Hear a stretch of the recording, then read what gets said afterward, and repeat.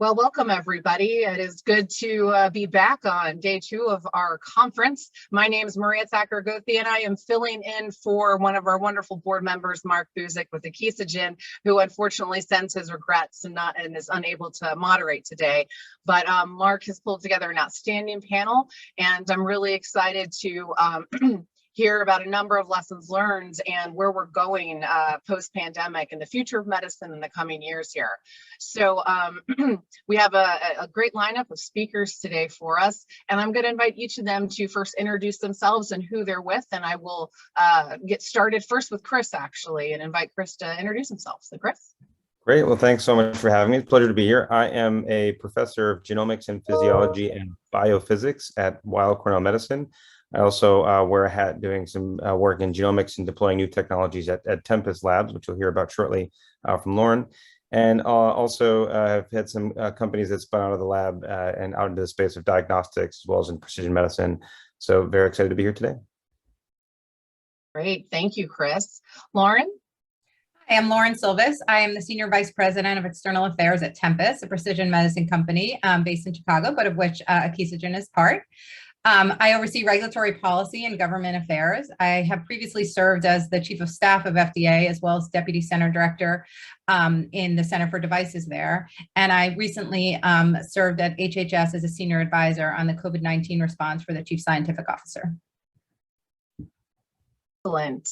And one of our favorite locals, David. Hey, thanks, Maria. So I'm David Perryman. I'm the COO of Drug Innovation Ventures at Emory called Drive. So I do the usual COO roles for Drive, but also manage the IP strategy, licensing strategy, and various relationships relating to that. And I work, there's really 2 people at Drive in management, George Painter and myself. And so we work kind of hand in hand really to accomplish our mission, which is to proactively make antiviral drugs for on the shelf against pandemics, emerging infections, and biodefense. Excellent. Well, thank you all for joining us today and for our annual conference. It's wonderful to have you here. So really in the last year and a half, 19 months, I still can't believe it's already been 19 months. It's really been a landmark year for life sciences, biotech, med tech, for the industry. And I do feel like there's this renewed sense of purpose in the years ahead and so much opportunity. And in particular, genetic research, which really is providing a lot of that. So I think this first question is going to be directed mostly to Lauren and Chris. But how will the latest approaches, and hopefully you can use some examples of at-home direct-to-consumer genetic testing, how will these latest examples, because of COVID, we're going to see an increase in consumer confidence in genetic testing, and as well as an increase for testing in infectious disease, is the same way telehealth has grown, or will genetics still be viewed with suspicion moving forward? And for that matter, these home blood collection devices evolve. Will we see more folks getting basic blood work done at home through telehealth because of the COVID paradigm, and for other disease areas in the infectious disease space? Yeah, Lauren, you can go ahead, go first. Sure. So I'll take, so I think the answer is yes to everything. I think that it's an incredible moment to see consumers engaging with health information in the way they have during COVID. And if there is, some positive things to come out of the experience, it's that people are comfortable getting tested at work, getting tested at school, getting their results on their app, like checking in their fever, whatever symptoms on their app, that you're engaging with healthcare in ways outside of the traditional healthcare setting. So I don't necessarily look at it as like at home, not at home. I look at it as the ways that people are accessing healthcare in all walks of their life and thinking about, where I'm getting that information, how I'm going to use it. And so I think I expect to see a lot more product development in those areas and engagement at the consumer level in terms of like accessing healthcare, getting information, testing in various locations, including at home, of course. But I think that the movement can be much broader than that.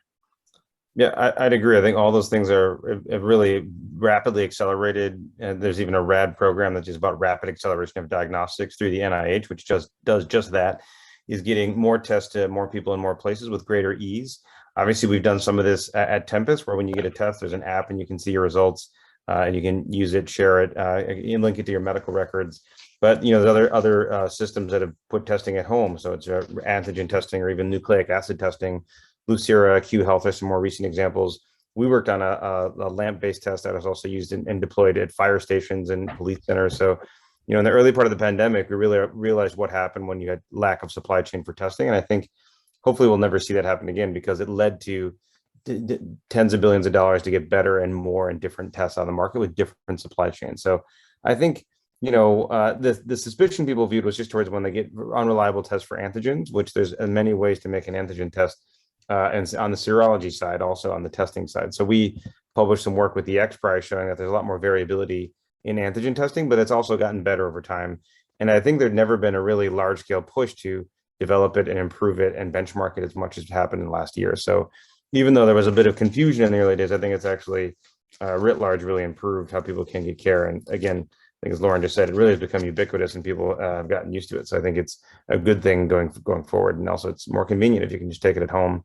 The Biden administration announced there's going to be free testing, antigen testing, which is what the UK has done. You can get a 7-pack for free, take a test before you leave the house, and it's really fast and easy and free. So that's, I think we'll see more of that. No, that's great. And then this wasn't in our question set, but I just want to comment, that improved access for the patient is definitely helpful, especially across rural communities and rare disease communities that may have trouble accessing the care they need and the testing and information they need. And I do think the future is really going to be more in the telehealth space, but it does open up the questions about privacy and safety. And then of course, huge amounts of data sets and what we're going to do with what will happen with that. Then, feel free to pass on this question, but I'm wondering how Tempus might be approaching some of this new data and looking to the future for how this is going to be helpful as the company continues to grow. Yeah, a lot of that is being used, in as much as possible, all verticals. There's a lot of work in cancer that Tempus is really well known for, but there's also a lot more in neuroscience and psychiatric disorders. The broad infectious disease space is really not just looking at yes or no answers to whether you have a pathogen, but linking it to longitudinal medical records, immune system function, immunophenotyping in general. So I think there's a lot of more, value we can get really from the samples that we collect. And I think, you mentioned home blood draw collection, for example. Like there's devices I know that are out on the market, like Tasso or Drawbridge, are these devices where you can just take it at home and send it in for more complex serology or other testing. So, we're actively looking at bringing, as many of those into play as possible to get more information on the patients. Yeah, the vision is really to have a multimodal approach where you're taking clinical data from multiple sources and then genomic data and combining that and aggregating it at scale so that you can derive insights. So like it started in cancer, but deploying that across infectious disease and other disease areas is exactly what we're doing.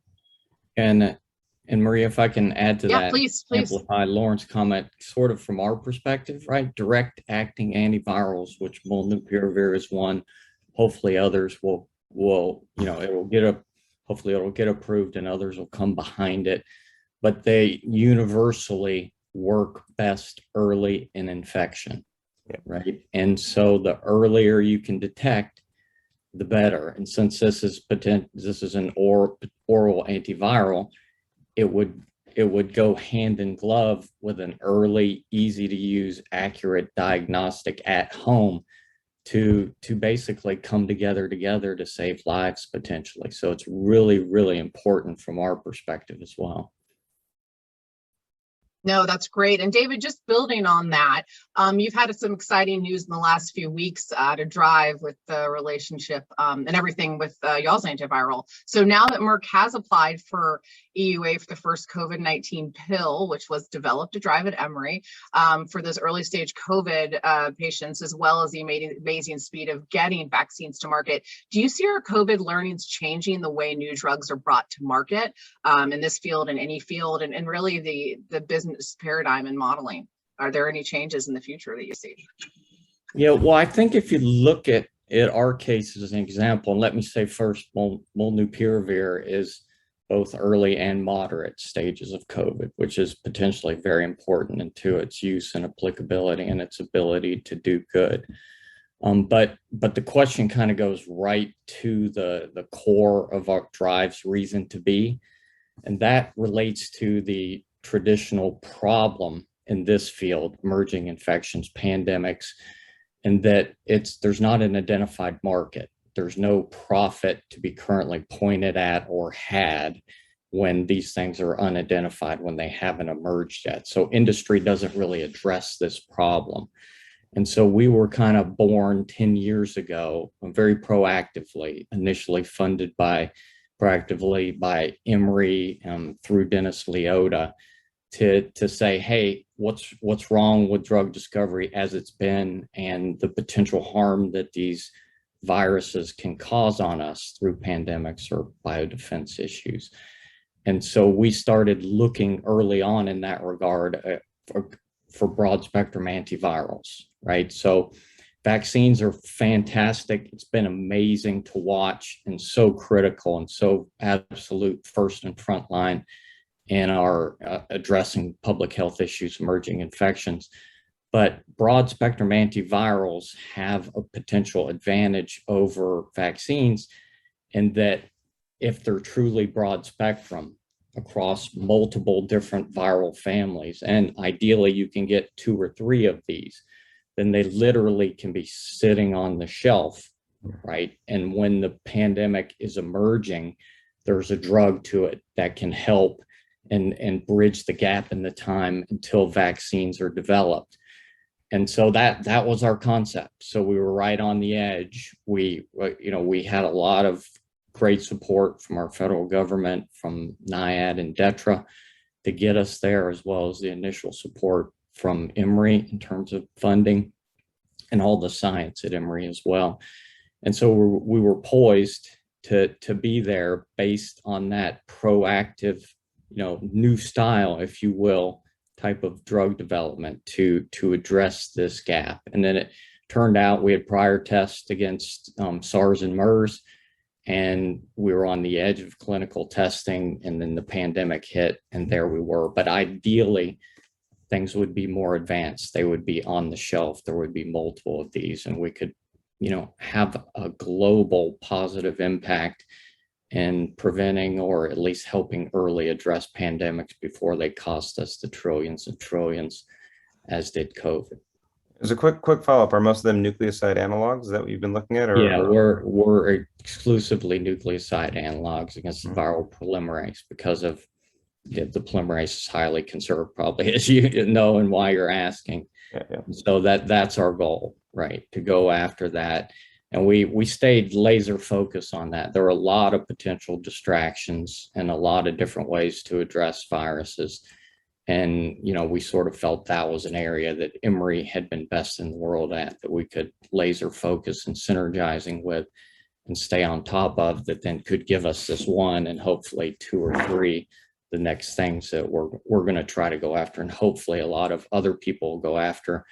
And this will get out there, and we're all better off if there's multiple drugs. And even if they're not nucleoside analogs, probably, as you know, it's going to be a great benefit to synergize a nucleoside analog with other antivirals because they're more robust, less likely that the virus can generate resistance.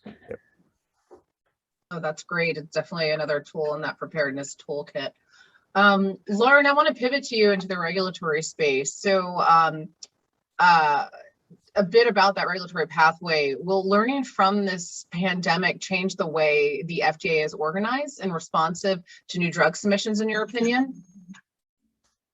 So I think that, I think it's more, I hope to see more changes sort of across government, not just at FDA, right? Like, I think if you look at some of the things we could have done better, they would have been the front end platform investments, more of a warp speed type approach to the testing, the supplies. Chris mentioned the supply chain shortages, like thinking about that. That's not necessarily an FDA issue. That's other parts of government. So like I'd want to see more front end and shoring up our supply chain so we we don't have the sort of testing crunch that we experienced on the back end.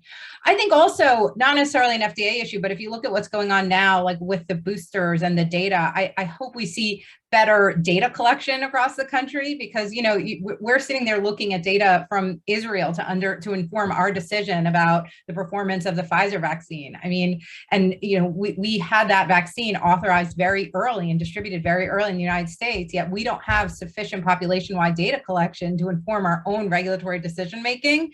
And now you're seeing, as the Moderna and J&J packages come out, like we don't have that kind of comparable data set. And so I think it's a larger issue and set of potential changes than FDA regulatory, but more about our planning and data collection when we're thinking about better pandemic response. Yeah, and that trickles down into state decisions too, because it's state systems collecting data as well, right? It's not just a federal issue. Yeah, and the fragmented healthcare system, so it's not like one universal system. So it's you can do it in little silos, but then they don't often share with each other. Is the other challenge.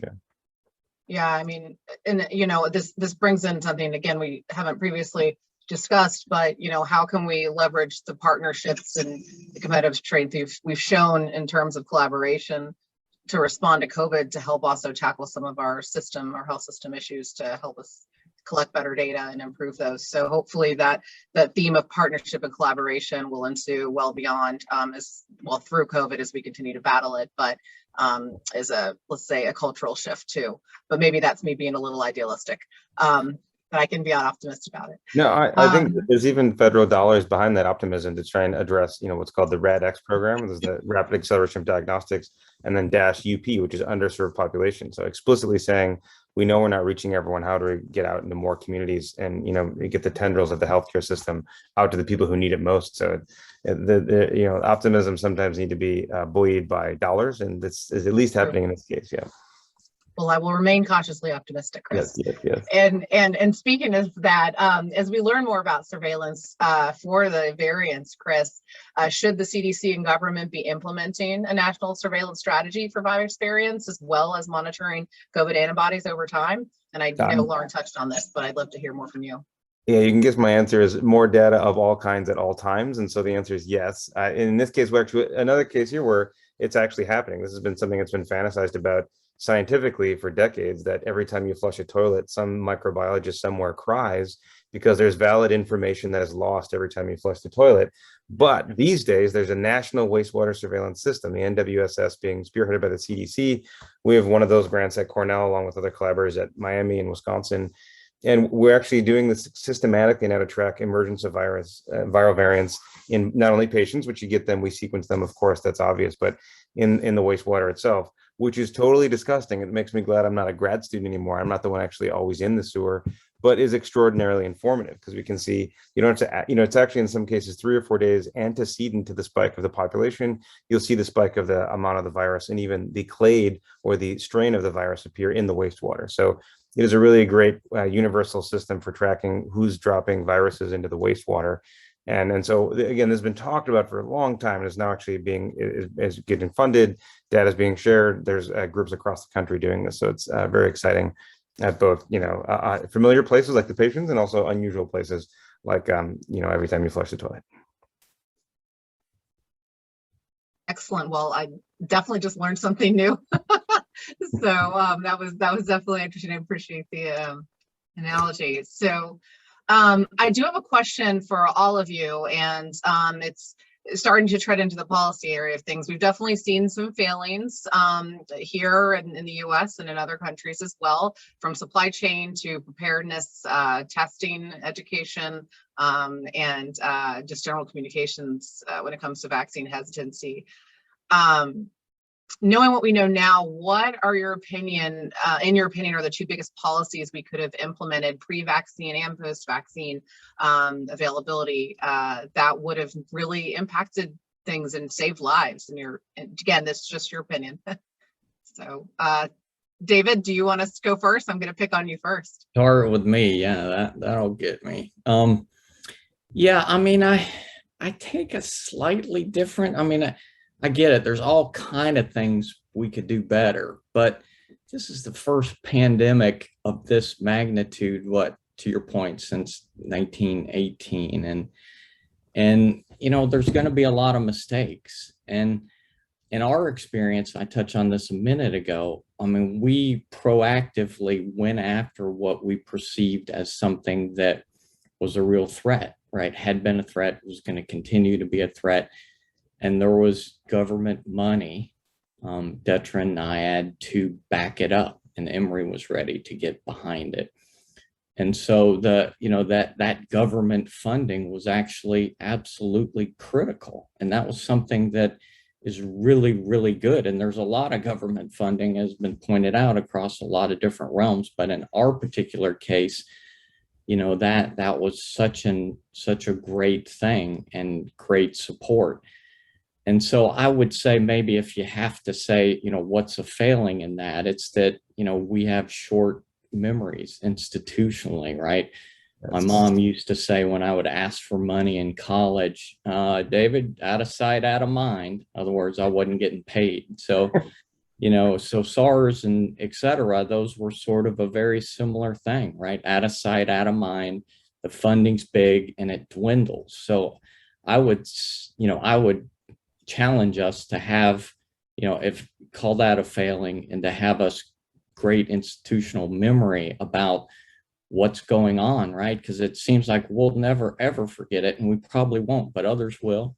And there'll be next generations and other priorities. And there's a lot of great ways to spend money that are very meaningful. But I think if we could just remember those lessons and take those things across goal lines, like to my point, in our world, have 3 or 4 broad spectrum antivirals combined with others, combined with some specific antivirals, with proactive vaccines. How broad can vaccines be? How quickly can we implement them? Those sorts of things, I think, are where there might have been a failing, and we can really improve in the future and stay on it and stay focused on those things, because people get distracted and they're chasing money, and it's maybe not in the right place, and it can be wasted. And stay on the things that are laser focused on anticipating things like pandemics or addressing them quickly. Yeah, it's a great point, that forgetfulness. I mean, that's what I'm also hoping to see, is that the money doesn't dry up after 3 or 4 years and people say, oh, it's fine. But it's a really great point, that people will forget, not only because they get busy, but also in some cases there's a psychology of it, that the pandemic itself is a trauma and people want to forget it and move on. And so sometimes they'll incidentally forget, but sometimes they'll actively forget. We have to remind people of the utility of the vigilance. Yeah, good point. Taking a little bit of a wonky perspective on it, we have the platform technologies now with viral sequencing and mRNA vaccines to sort of, use those more broadly in the future.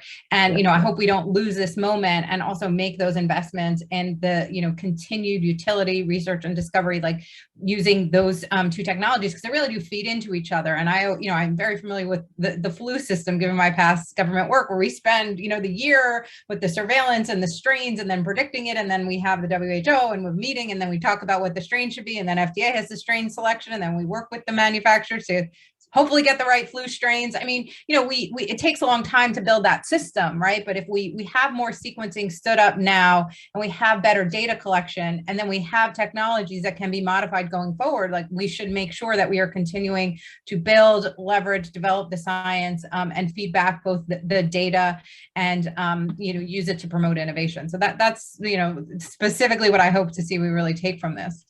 Yeah, and there with the sequencing efforts, you can see where the mutations are in the virus, and then design a multivalent vaccine against existing strains and even likely strains. Although I don't know if that would get through regulatory approval, but you could say, let's put in everything we think the virus might do based on some directed evolution studies, or where they just see highly mutagenic sites. And so it'd be really cool to do. And again, this was impossible 10 years ago. There was proof of principle, but certainly nothing at this scale. So it's really amazing to see that could come, in our near future. And even the database where people upload COVID sequences was originally built for flu, actually. So if you build the system for one virus, it can very often be used for others. So it's a good time in that regard. Yeah, and sort of to that point, our drug was originally developed for biodefense for ViiV, and then positioned relative to chikungunya and influenza, but it had activity against coronaviruses. So yeah, that's a very good point. No, that's great. Thank you all for your comments on that, and handling it a little bit like true politicians in many cases. So I want to get to one last question, which is a little bit tougher. So the pandemic is essentially now the same length of time as the last major pandemic, the Spanish flu of 1918-19. How long do you think it might take to get a degree of normalcy? And is it unlikely that COVID-19 will become more benign and learn to live symbiotically with humans? And I might actually start with Chris on this. I think, every time I've predicted something about this, it turns out the virus has had surprises. So, but I think it's because the virus is changed and there's too many places where it can mutate. And so I think I'm hopeful that the new normal, people often don't like to say normal because that might never come back.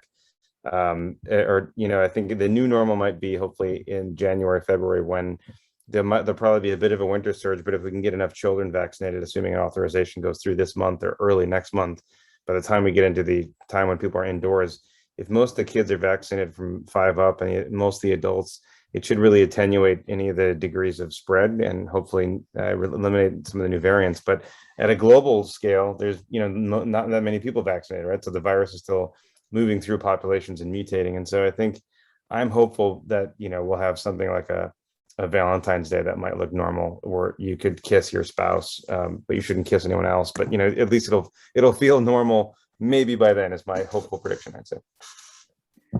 I'm where Chris is in terms of, seeing the unvaccinated populations have access to a vaccine, which would be the under 12, but also, broad availability of oral antivirals.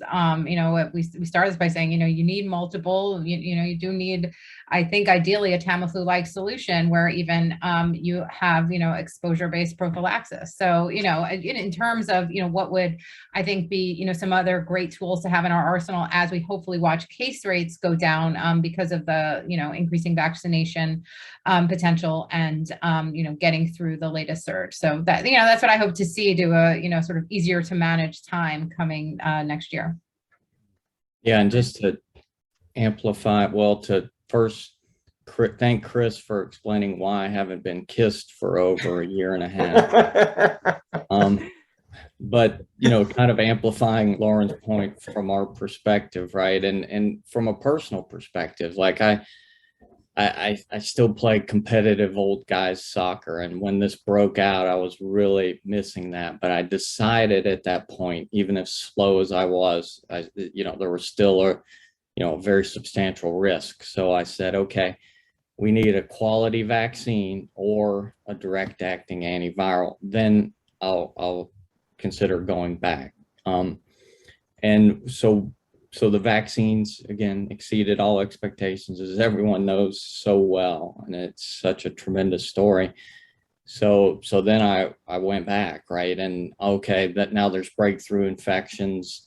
It's not quite as good as we had hoped. And then to Lauren's point, hopefully we can impact this, but other direct acting antivirals, if for whatever reason people, and they should get vaccinated, I believe, but if they don't get vaccinated, there is a direct acting antiviral that can prevent them from getting very sick, getting in the hospital and dying.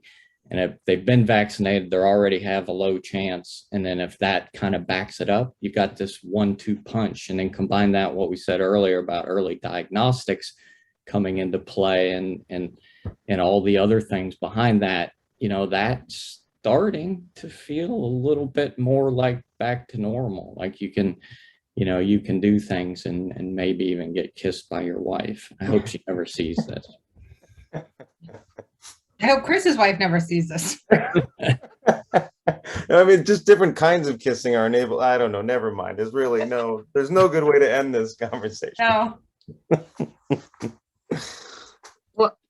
Well, thank you all. This has really been great. It's, I'm glad we were able to have a little fun with it too. But, I just want to give y'all each one more minute to just add anything you may want to add. I mean, the industry is really, we've been operating under a spotlight that we've just never seen over the last 19 months. And it's an opportunity too for us. And I know that we at Georgia Bio and with our partners at Bio and Pharma, we're really trying to take that and use that to educate and talk about the value of the industry and how it works to bring treatments and cures to patients, of course. But that's something I think we all hold responsibility in. We're also, especially companies like yours, Lauren, that are larger and continue to grow, you're navigating economic uncertainty and you're having to embrace the digital world and a different type of workforce. And it's a lot to navigate while also still working on the innovations that you're doing. But I just wanted to use this opportunity to add anything else. This is about the future of medicine, which I also think is the future of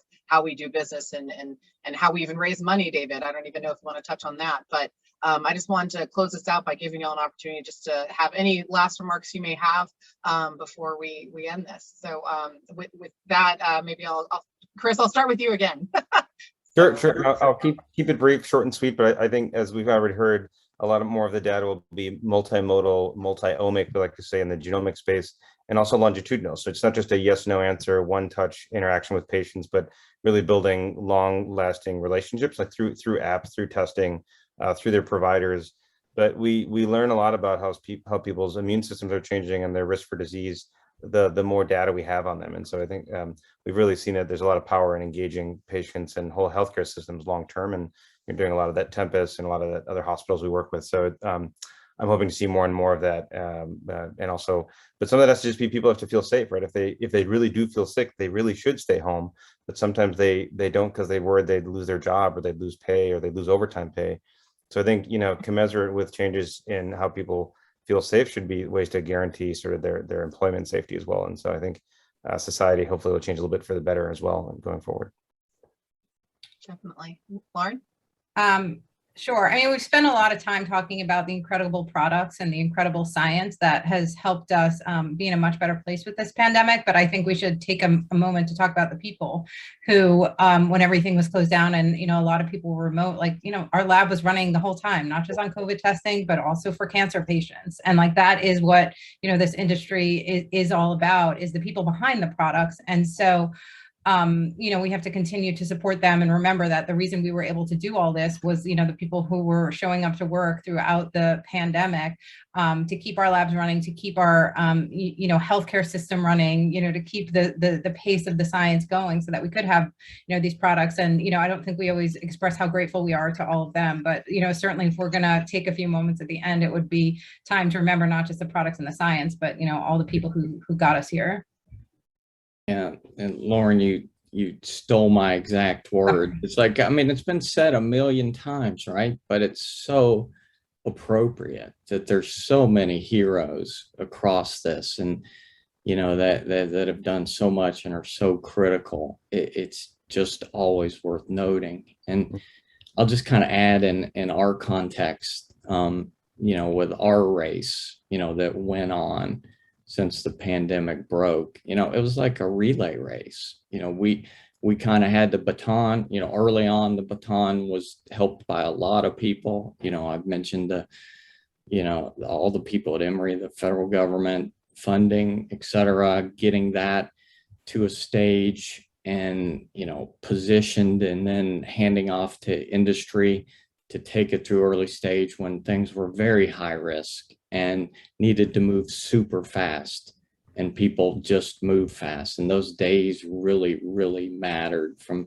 the folks at Emory's OTT working with us to get it moved all the way to, over to industry and then beyond, ultimately then landing in Merck and them doing the final leg of that race, which is still a long final leg. But that's, it's not just individual dedication, it's selflessness, handing off batons and helping, that get to the end of the race. And, I'm sure ours is just one of thousands of examples where that's gone on, but it really felt very personal to me and very proud to watch that happen. Well, I don't think I could end this any better than how you just did, David. And I appreciate the continued vote of optimism, and I'll continue to be optimistic as we move forward as an industry and as a society, of course. But I want to thank you all again for joining us today remotely, and I do hope that you stay connected with us down here in Georgia. David, you have no choice; you're down the road, and Lauren, we hope you certainly visit and bring the team from Tempus down here, especially when you visit the Akesogen site. And Chris, it's been a real pleasure to hear from you as well.